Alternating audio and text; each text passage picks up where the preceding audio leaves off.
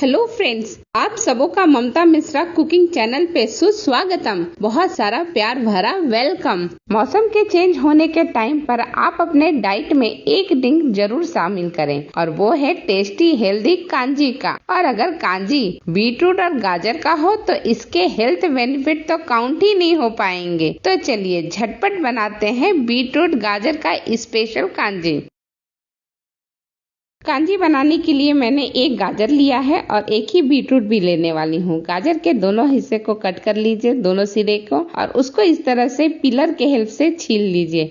अच्छी तरह से साफ कर लीजिए, इसके छिलके उतार लीजिए और फिर आप इसको पीसेज में कट कीजिएगा। सबसे पहले दो हिस्से में कट कर लेती हूँ गाजर को। हमें लंबे लंबे स्लाइस निकालने हैं, तो इसके लिए मैंने और दो हिस्से में इसे कट कर लिया है और अब हम इसके पतले पतले स्लाइस निकालेंगे। इस तरह से स्लाइस निकाल के जब आप डालते हैं ना कांजी में, तो बहुत ही टेस्टी भी लगता है और दिखने में भी बहुत सुंदर लगता है। बिल्कुल इसी तरह से आप कट कर लीजिए। मैं एक पार्ट का दिखा रही हूँ, आप सेम इसी तरह से बाकी के सारे हिस्से का कट कर लीजिएगा और आपका गाजर का स्लाइस एकदम से पतले पतले रेडी हो जाएंगे। अगर ज्यादा मोटे लगे तो उन्हें दो हिस्से में कट कर लीजिए।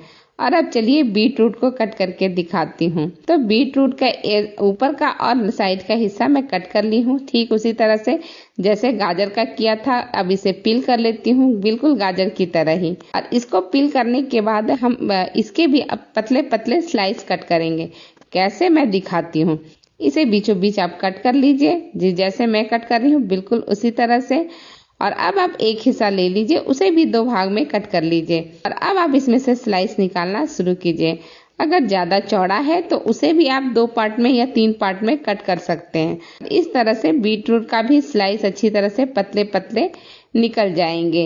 एकदम से पतले रहे तो ज्यादा बेटर है, मुंह में आते हैं तो बहुत ही टेस्टी और बढ़िया लगता है। ये देखिए, मैं एक हिस्से को 3 से 4 हिस्से में कट कर दे रही हूँ, जिससे मुझे बिल्कुल ही पतले स्लाइस मिल जाए। और इसी तरह से बाकी के जितने भी बीटरूट हैं उन सबको मैं कट करके रेडी कर लूंगी। पहले जितने कट किए हैं उन्हें मैं आपको दिखाती हूँ। ये देखिए कितने पतले पतले हैं। बिल्कुल इसी तरह से आप कट कीजिए। अगर आप नहीं कट कर सकते तो आप डायरेक्ट भी बड़े बड़े टुकड़े डाल सकते हैं, लेकिन ये टेस्ट में बहुत बढ़िया लगता है। और ठीक इसी तरह से मैंने गाजर और बीटरूट के सारे पतले पतले स्लाइसेस कट कर लिए और मैंने एक ही गाजर एक ही बीटरूट को लिया है। चलिए अब कांजी बनाने के प्रोसेस को स्टार्ट करते हैं। तो इसके लिए एक स्पेशल मसाला बना लेते हैं।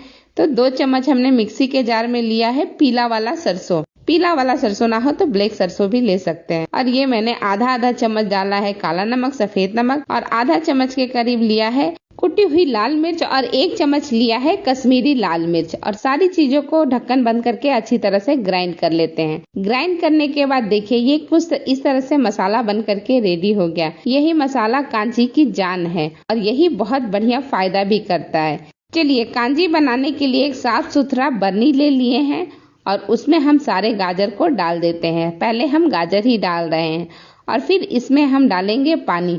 तो इस गिलास से माप करके 3 गिलास मैंने पानी डाला है। एक गिलास में 500 ग्राम के करीब पानी आता है, तो मैं 1.5 लीटर डाल रही हूँ इसके अंदर, बर्नी के अंदर। और अब सारा पानी जब हम बर्नी के अंदर डाल देंगे तब हम इसमें डालेंगे बीटरूट को। ये देखिए कितनी सुंदर लग रही है गाजर अभी से। और अब हम बीटरूट को भी इसमें डाल देते हैं। जो स्लाइस कट करके रखा था साइड में, वो सारा बीटरूट इसमें डाल दिया है। और साथ ही अब हम इसे अच्छी तरह से मिक्स कर लेते हैं। एक बड़े से चम्मच ले लीजिए या फिर आप इस तरह से लेडर ले लीजिए और उसे अच्छी तरह से मिक्स कर लीजिए चला करके। अब देखिए ये अच्छी तरह से मिक्स हो चुका है। तो अब हम इसमें डालने वाले हैं थोड़े मसाले। थोड़े क्या, जितने मसाले बनाए हैं सब डाल दूंगी। तो इस तरह से चम्मच से डाल दीजिए और जो बच जाए मसाले वो ऊपर से आप डाल दीजिएगा। तो सारे मसाले पड़ गए हैं। अब देखिए इस तरह से मैंने सारे मसाले अब डाल दिया है। अगर आपको कोई भी चीज कम ज्यादा लगे तो आप ऐड कर सकते हैं इसी वक्त। वैसे ये जरूरी नहीं है कि सारे मसाले पीस के डाली जाए, आप साबुत भी डालेंगे तो भी चलेगा, लेकिन मैं पीस के डाल रही हूँ ताकि और भी ज्यादा इनके सारी इम्पोर्टेंस चली आए पानी में। और अब ये देखिए बिल्कुल अच्छी तरह से मिक्स हो चुका है। तो इसे 3 दिन कम से कम आप ऐसे ही रख दीजिए किसी गर्म जगह पे या फिर धूप में रख दीजिए 1 दिन। इसके बाद आप इसका यूज कर सकते हैं।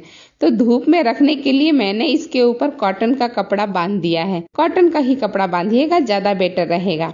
और हर एक दिन के बाद, यानी अगर 3 दिन आप बिना धूप के रख रहे हैं तो हर दिन इसे ओपन कीजिएगा और थोड़ा चला लीजिएगा। इस तरह से चला लेंगे तो ऊपर नीचे हो भी जाएगी और मसाले अच्छी तरह से फर्मेंट भी हो जाएंगे। तो अब हमें इसका फर्मेंट करना है, तो इसे 3 से 4 दिन के लिए किसी गर्म जगह पे रख दीजिए, या फिर जैसे मैं करने वाली हूँ धूप में रखने वाली, तो वैसे आप धूप में रख सकते हैं कम से कम 1 दिन, और उसके बाद मिलते हैं।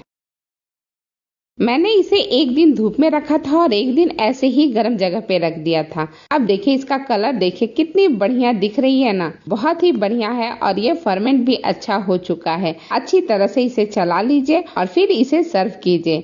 और नहीं तो अगर आप चाहते हैं कि थोड़ा सा ठंडा भी हो जाए तो इसमें आप थोड़े बर्फ भी डाल सकते हैं, पर मैं तो ऐसे ही पीना पसंद करती हूँ। तो गिलास में निकाल लिया है और ये एक कांच का बर्नी है जिसमें मैं स्टोर करने वाली हूँ, तो इस बर्नी में भी मैंने डाल दिया है। इसका कलर और टेक्सचर देखिए कितनी बढ़िया लग रही है, बहुत ही सुंदर लग रहा है। और ऐसा हरगिज नहीं है कि सिर्फ सुंदर ही दिख रहा है, ये पीने में भी बहुत ही स्वास्थ्यप्रद और लाभदायक है। तो इसे आप बनाइए और जब मन करे तब पीजिए। ये आपके डाइजेस्टिव सिस्टम को भी बहुत बढ़िया रखता है और बीटरूट है तो ब्लड में हीमोग्लोबिन भी खूब बढ़ाएगा। तो इस रेसिपी को आप अपने घर पे जरूर बनाएं। इसी के साथ ये वीडियो मैं यहीं समाप्त करती हूँ। फिर मिलती हूँ आपसे एक नई वीडियो, एक नई रेसिपी के साथ। तब तक के लिए बहुत बहुत धन्यवाद। Thank you.